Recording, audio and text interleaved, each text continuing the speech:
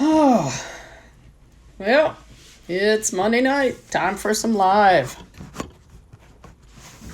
There we go. Anybody with me? Hey, what's up, Becca? Did you do any riding this weekend?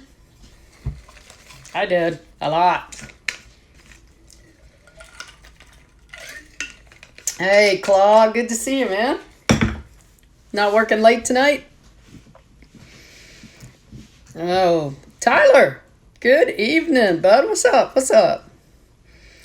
Oh, my. Camped at Hidden Falls. Oregon? Where is that? Well, look at you, Pow Pow. Nice to see you, Miss Lauren. Missed you at the race this weekend. Just got home. Hey, just in time. Hey, Kirsten, what's up? Want you to know my butt and the rest of me is extremely sore today. But we'll talk about that. Lauren, when are you going to come riding? Marble Falls. Oh, I know where Marble Falls is. Duh. I knew that. I was just checking. Sarah, welcome. Nice of you to join us. Allie Boo, what's up? Hey, Guy, what's going on? Dang, hey, everybody. Let's just all join in. Oh, my goodness. Wow. Give everybody some time to check in here. So how was the weekend? Reagan Potts, good to see you. And how was your Monday after? Well, stop traveling and flying nonstop. But hey, make sure that you remember more than just your boots next time, okay? Remember your civilian shoes as well. Otherwise, you're that person on the plane and everywhere else, right? But we won't talk about that on live. So it's 7:34. We got a few people checked in. Reagan, how you feeling today? I don't know about the rest of y'all, but there are parts of me that are awfully sore that, wow, I can't even talk about. Oh, stop that, Lauren. Hello, Joseph. It's a busy Monday and a harsh workout at the gym. I'll bet it was. I had to go to the chiropractor today. We'll talk about that in a bit. So give people a little more time. I will tell you what, I'm extremely dehydrated and I was hydrated. So I feel sorry for the people who weren't hydrated to begin with. Oh my.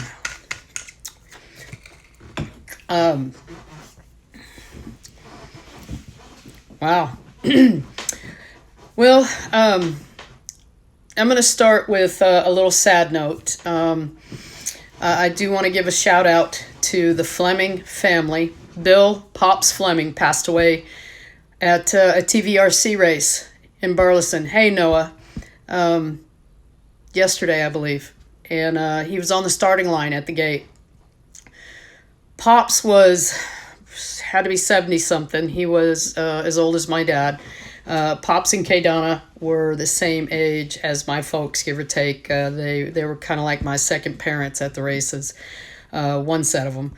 Anyway, Pops was an amazing man, and he was an even more amazing rider, racer, and he passed out on the line at the gate, I guess. And so it's a great loss for his family. 80, yeah, he's probably 80. And it's a great loss to our community. But you know what? And people who don't ride will never get this when we say this, but you know, Pops went out the way all of us would want to go out. He was on a bike, man. He was on his dirt bike. Yes, he was Melissa Hendricks' father-in-law. Man, that guy could ride even at 80. He could ride. So I would like you to, give your prayers, good thoughts, vibes, whatever it is you do, out to the Fleming family. They've met some tough times here in the last 10 years. Pops' grandson, Corbin, passed away a couple of years ago from cancer. And then Pops' son, Melissa's husband, passed away recently as well. And so now we've lost Pops. Anyway, they were a great great motorcycle family, and just keep them in your thoughts and prayers and whatnot. But, you know, any day we get to ride is a good day. So if I got to go out, I think I'd going out like Pops did. I think that would be the best way to go. But anyway, that's my sad note. But on to other things. This weekend was the opening round of Torn Racing, and we were in Stephenville. And I did not lie, I was not fond of last year's version of Stephenville. Didn't really like the track very much, but I liked it a whole lot more this time around. It was we ran it backwards and ran a couple of new sections and stuff like that, I rode really well. The bike ran fantastically. It's amazing the difference a year makes. But so I rode the ladies over 30 expert on Saturday and the over 52 amateur on Sunday. And for Saturday, there were only two of us. I won, but at this point, I've spent a lot of my racing career in limbo, in no man's land, because it's not unusual to find guys that are 55 that have been racing since they were 5 or 6 or something like that, 35 plus years. It's not as common to find women who are 55 and have been racing that long. So I don't fit into the ladies expert class where the youngsters like Kirsten ride and Reagan. And sometimes I don't fit into the ladies over 30 expert class because sometimes I'm racing women that are still 10, 15 years younger than me, or I'm racing women who've only been racing for 5 or 10 years. So I get stuck in limbo on occasion. And I'm not complaining. It's just kind of the way things have been for me. I'm too fast to be an intermediate, and I'm not quite fast enough to be an expert, so I bounce around a bit. But I definitely want to continue to support the ladies' classes so that someday people like Kirsten and Reagan will be slinging a leg over the saddle at 50 and 55 and still be pretty dang fast at it, but they'll have lots of other women that do that as well. So, well, actually, what I do, I'm trying to support our classes. Last year, all the women's classes, women's and ladies, were combined into just 3 classes. 4. But they weren't age delineated. So we got our over 30 classes back this year, and I want to support them and try to get them to grow again. But I have ridden the over 45 amateur class before, because it runs on Saturday, and then the over 52s on Sunday. So right now I want to try to help it grow again, if possible. I do have places I can ride. I'm lucky in that, I have the age classes. And to be honest with you, Becca, I've had my fill of getting whooped by 20-year-olds when I was 40. And getting whooped by 12-year-olds when I was 30. That's happened too. So, I've kind of been around everywhere, and it took forever for me to finally qualify for the age classes. But let me tell you what, the over 30 and over 38 age classes, they're scary. Those guys still think they're 20, and they pull some sketchy passes that would make the best of pros cringe here and there. They think they can fit a bike into a spot this big. Nah. But anyway, so I rode really well all weekend. I did not ever stall. I don't think I did. I never fell, which was a good weekend for me, especially in all that sand. On Saturday, I did have an issue with with some branches that I never saw. Yes, no, there were 19 pros. It was nice to see the pro line that big. There were some branches that I never saw that caught me right here or right here at my GoPro. I caught one in practice, and I'm not going to lie, it hurt pretty badly because I have a thinning disc in my neck anyway. And So I experienced a stinger. And y'all, it hurt big time. I had a burning pain that went straight down the middle of my arm all the way to my fingertip. Thank goodness it didn't last very long, but it hurt. And Saturday, there were 3 of those branches, and I think they were all on the left. There might have been one on the right. I caught them every single time, every lap. I did 5 laps on Saturday. So that's 15 times I got smacked in the head. I got smacked one time, y'all. I bruised my eyebrows right here. You can't see it, but I can. I haven't ever bruised my eyebrows before, but it pushed my helmet back, pulled my goggles back. It hurt. So I was at the chiropractor today and getting a massage. I will be returning to the chiropractor lady later this week. Get a SoPro mount. Where does that mount? I'm considering switching to the front. Joe runs his GoPro right here. The problem is, in 4 years, I've gone through 4 visors. So I'm pretty sure if I put a GoPro on my visor, I'm going to lose it. So, but I'm considering this one. I don't think side mounts are a good idea for me because I like to lawn dart. It's what I do. I shove my head in the ground. I hit the tree right here, Chin mount, yeah, that's what I'm thinking about doing. I'm considering it. Dirt Fam Racing has an extra one that I can buy from them, so it's very probable I'm going to check into that for next race because I can't keep getting my head yanked off like that. So anyway, Saturday rode really well, fairly consistent lap times, and nothing too crazy to talk about. Except that I was really pleased with the way I rode, and relatively mistake-free. Sunday, I went ahead and I started on the very outside because it kept me out of the really deep sand, and I'll post my start video later tonight or first thing tomorrow. Hey, Kim, thanks for joining, Kimmer. Man, there were 10 of us. And I was really surprised. I thought we'd have more than that, considering it was the first race, cross-country race of the season for everybody. TCCRA runs next weekend, so we had a huge, huge turnout between both days, which was really nice. But there were 10 of us, and when I run with the over 52s, my goal is to not be last. I just don't want to be last. There are some tracks, like I believe we're going to Oak Hill again this year at some point, where the majority of the track is a motocross track, and they smoke me. I'm not a motocrosser, plus we're not in the woods, so the 250s and the 450s just, man, they pull away from me. I'm just out-muscled. So a track like this, Stephenville, just a little bit of motocross, not too much, and woods, and then the sand, which the sand treats everybody equally. It'll put anybody on their face.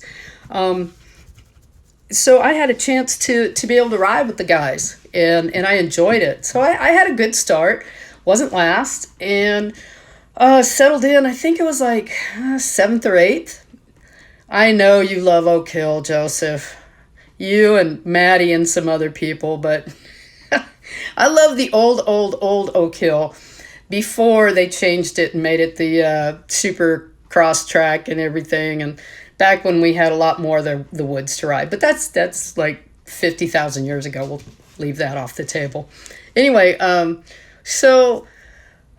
was riding with people pretty much the whole race. And again, I rode very, very cleanly. And the beauty of racing on Saturday is I know what the track mostly is going to be like by the time I get to it on Sunday at 11:15, even though the pros and experts run it before we do. So I already know where the track is trashed and eaten out and stuff like that. You're older, Joe. And I picked some better lines, and I rode the sand even better on Sunday than I did on Saturday. So I was very pleased about that. And I don't know, I guess I either broke all the branches off or picked better lines, but I think I only got clocked in the head once or twice on Sunday. So duked it out with several guys in my class, and really enjoyed the ride. I mean, it was rough, and man, there's My eyelids aren't sore. There are other parts of my body that are sore, and it was a very demanding track because of how much of the sand we were in. And but again, I mean, I don't have any gnarly get-offs to talk about, which is nice. And I do know that my concentration was really good this weekend too. I didn't have a lot of problem with my mind wandering, so that was nice. For those of you who don't know, I'm ADHD, so occasionally while I'm racing, things just pop in my head just because, and I have to draw my attention back to what I'm actually doing. Noah, did you race this weekend? What was up? Oh, Allie's bike was not running well. It was cutting out on her. I saw her in the sand section, and she just fell over. The bike cut out, and she just fell over because something's wrong with it. She was fine, and so she pulled off. She's good. But I know I want to talk about, there were several women, I'm so proud. There were several women that rode their first race this weekend. And to be in the sand and go slow, it's hard to get through the sand without falling over. Plus, we had an over-under. We had a bridge that went over a creek. And hey, crazy for short. Several of the women were intimidated and scared going over that bridge. And actually, I heard there was somebody in practice on Saturday who just missed the edge of the bridge and went off. Front end went off, and he went over and broke his arm. So I just want to give a shout out to those women and any other young riders who raced their first race this weekend, because, that can be intimidating. Hey, girls who ride, what's up? So that was really cool, and hopefully we'll get to see them more. Looks like I need to start taking the TTR with me. Maybe I can catch some laps with some of these women and help them out. I would love to work with them and ride with them. That'll be fun. Joe rode his new Sherco, raced it for the second time, totally loved it. So yeah, it was sketch. Because the bridge was a little bit wider than handlebars. Just a little bit. So, it's one of those things. Don't look down. Make sure you look ahead and just look at the end and just get across. Object fixation, if you stare at it, you're going to hit it or fall off of it. But, gosh, dog, what else am I going to talk about tonight? Totally...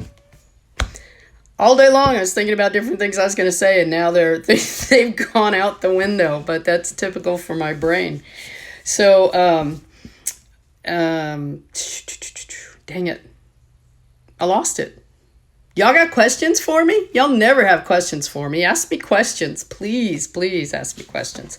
Because like I said, it was...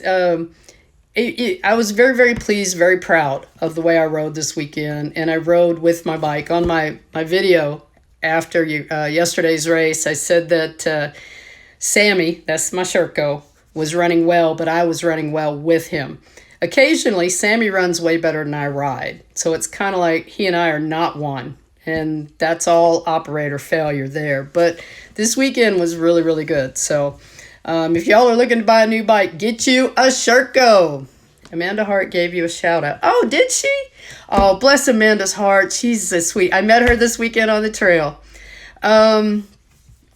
Yes, Kirsten, I'm thinking about it seriously. We do have a wedding we have to attend on Saturday night, but I'm thinking about getting up early and coming out and riding practice on Saturday. Where are you guys at? I hadn't had a chance to look at the schedule yet. So I'm thinking about it, Reagan. I am. That'd be a fun lap, especially Reagan, Kirsten, and me. Woo! I'd be bringing up the rear. Yeah. Hey, Maddie. Y'all give a shout out to little Maddie. She rode her first cross country in like 2 years. She's been motocrossing. Her goal this year is to qualify and make it to Loretta's.